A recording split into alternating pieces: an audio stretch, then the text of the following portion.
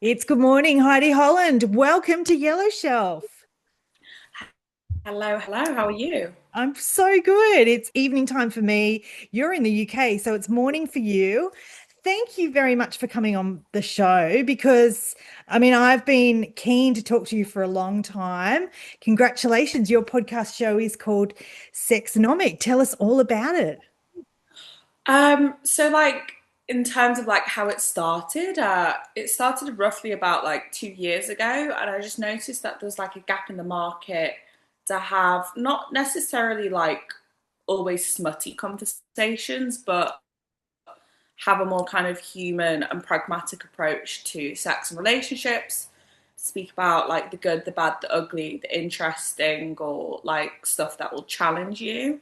Yeah. It started because when I was thinking of to start a podcast, Yeah. I was actually working as an exotic dancer, and I realized like especially in the UK how sanitized the job is and how people have such preconceptions. And I thought, well, that's interesting because if people think X, Y, and Z about me or me doing this job, if Yeah. I think about other people or niches or genres or just subject matter, there's going to be stuff that people are just getting wrong in the general consumption of what that subject is.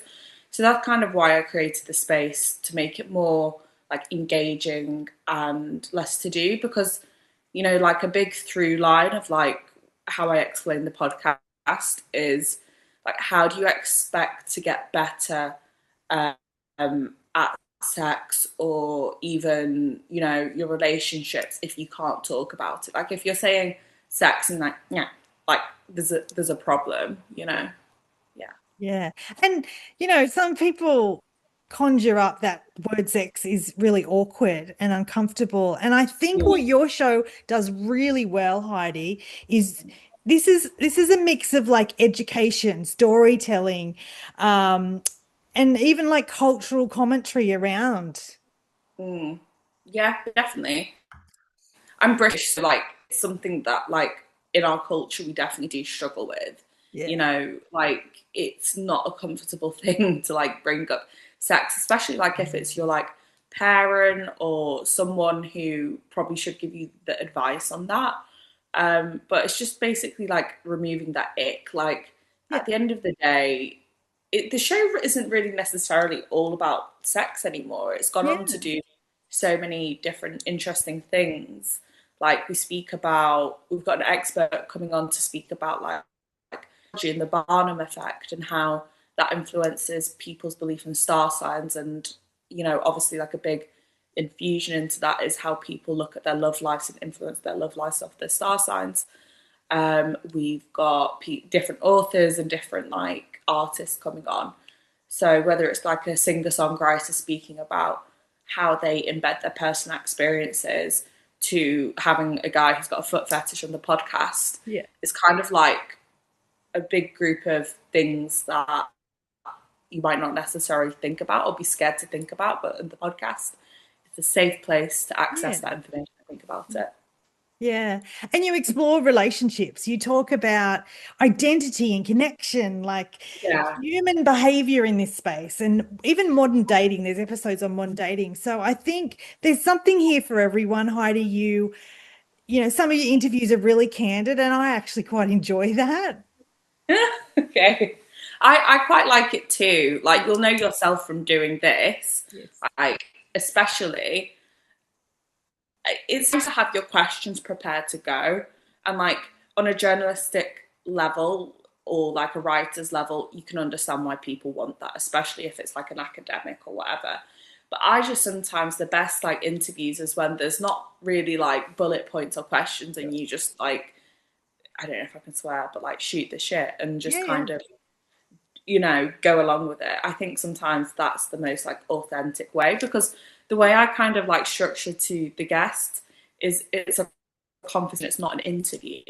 Like Yes. you can ask me questions back and I can ask you questions because like I think so many people already get their paperwork and they go like, so tell me about like Yeah. it's to me it's boring and it's always about creating something that's so interesting that Yes. you have to look like at the end of the day, I'm very fussy with the podcasts I listen Yeah. to, and as should your viewers be, because like I don't like listening to something that's just dribble in my ear and it's Yeah. not really saying anything. Yeah. Like, it has to be some kind of extraction or thing I've learned, because it just feels like brain rot if not. And obviously with podcasts popularity and the increase and the rises, Yeah.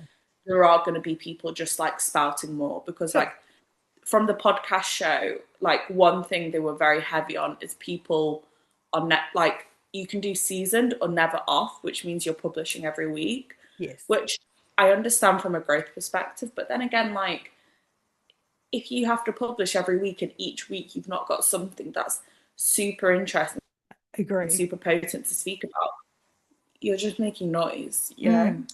Yeah. Mm. And podcasting, as you know, can be for a season or a reason. There's different but you know what I like, Heidi, you are 70 episodes in. There is lots to explore in your podcast series. I know you're on Substack as well. 7 episodes in, I'm 60 something No, episodes in. sorry, I said 70 plus. I Oh, thought, roughly, yeah. yeah, yeah, Yeah, yeah. yeah, yeah. So no, you're killing it. You're doing great. But like people don't understand that that is like growth. Like Yeah. my first episode got about 40 listens, Mm. and that's great. But That is like great. people, and then a few after them got like 17 and stuff. But then it started growing and growing, and more people started listening. So to anyone starting a podcast, and most people give up actually after 3 episodes Yeah. statistically. I just think it's important for you to do like a good few, even 40 episodes before you really like find your voice, because it's kind of like, in record labels, they have this thing called artist development. Yeah. Like they know the genre of music they want to Yes. sing. So in my case, it's like I want to have these interesting, constructive, but sometimes funny conversations about sex. But necessarily you need to go and find your audience and the people who connect with that, because it's not always the people you think, and you might be Yeah. missing people out. So that discovery period of really like honing and understanding your audience Yeah. is really important.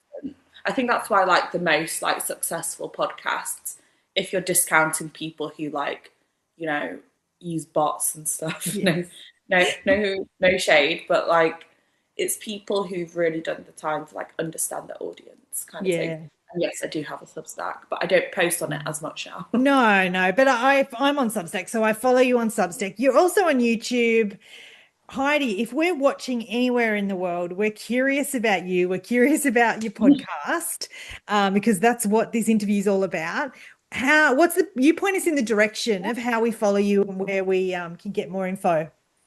So if you want to watch the actual podcast or listen to it, you can do it on YouTube. That's where you can watch it. That's the only visual version. Yeah. And then if you want to listen to it, it's on all the classic audible ones. So Spotify, Apple, Amazon. I think it's still on Google, but they're doing something different now. And then you That's all right. can I listen mean, to all people just need well. to, yeah, I'll put some links in. I'll make it easy. But there's a lot of information. There's some areas like on Instagram as well. There's areas that we can connect with you, Heidi. Are you going to keep podcasting? Is there plenty more episodes to come? What's the plans? There's a big chart with plenty more episodes. Don't worry. Yeah, lots more to come.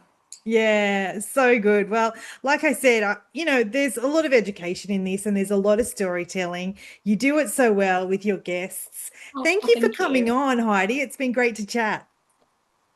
Well, thank you for having me so much. Like I was like when you reached out to me, I was so like happy that like you wanted to like talk and have a conversation, because I just like love independent creators Yeah, doing their thing. Like I think wherever there's a chance to like help someone who's doing it independently, like I agree. always try and like favor that. Yeah, no, absolutely. Heidi, I'm going to keep listening and learning. Me Thank you too. so much. All the best. Bye. Thank you. Cheers.